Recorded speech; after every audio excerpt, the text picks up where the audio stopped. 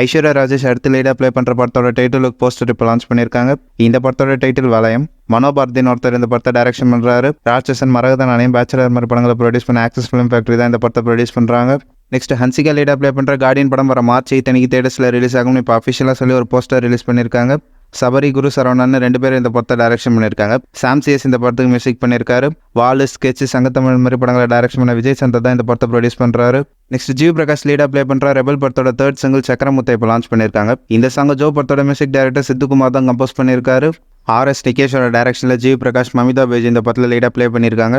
GV Prakash தான் இந்த படத்துக்கு மியூசிக் பண்ணியிருக்காரு. வர மார்ச் 22 இந்த படம் தேட்டர்ஸில் ரிலீஸ் ஆகுது. நெக்ஸ்ட் அதர்வா அடுத்து லீடாக ப்ளே பண்ணுற படத்தோட அஃபிஷியல் அனௌன்ஸ்மெண்ட் இன்னைக்கு வந்திருக்கு. இந்த படத்தை டைரக்டர் ராஜேஷ் தான் டைரக்ஷன் பண்ண போகிறாரு. ஃபீமேல் லீடாக அதித்தி சங்கர் இருக்க போகிறாங்க. மியூசிக் சாம் சிஎஸ் பண்ண போகிறாருன்ற மாதிரி சொல்லியிருக்காங்க. ஸ்ரீவாரி பிக்சர்ஸ் தான் இந்த படத்தை ப்ரொடியூஸ் பண்ணுறாங்க. சீக்கிரத்திலே இந்த படத்தோட அஃபிஷியல் ஃபர்ஸ்ட் லுக் இல்லைனா மோஷன் போஸ்டர் நம்ம எதிர்பார்க்கலாம். நெக்ஸ்ட் டொவினோ தாமஸோட மலையாளம் ஹிட் மூவி அன்வேஷிப்பின் கண்டதும் வர மார்ச் 8 நெட்ஃப்ளிக்ஸில் மல்டி ஆடியோஸில் ஸ்ட்ரீம் பண்ண போகிறோம்னு இப்போ அஃபிஷியலாக சொல்லியிருக்காங்க. கைதி 2ஓட ஷூட்டிங்கை 2025 ஸ்டார்ட் பண்ண போகிறோம்னு கார்த்தியே ரீசெண்டாக நடந்த ஒரு ஃபங்க்ஷனில் சொல்லியிருக்காரு. ஸோ தலைவர் 171 அப்புறம் லோகேஷ் கனகராஜ் டேரெக்டாக கைதி 2 தான் டைரக்ஷன் பண்ணுவார் போல். அஃபிஷியல் அனௌன்ஸ்மெண்ட் வர வரைக்கும் வெயிட் பண்ணுவோம். 2 வாரத்துக்கு முன்னாடி மலையாளம் இண்டஸ்ட்ரியிலேருந்து ரிலீஸ் ஆன படம் தான் மஞ்சுமேல் பாய்ஸ். இப்போ இந்த படம் தமிழ்நாட்டிலே செமையாக கலக்கலக்குன்னு கலக்கிட்டு இருக்கு. சினிமாவுக்கு லாங்குவேஜ் பவுண்டரின்றது கிடையாது அப்படின்றது இந்த மஞ்சுமேல் பாய்ஸ் மூலிமா எல்லாருக்குமே புரிஞ்சிருக்கும்.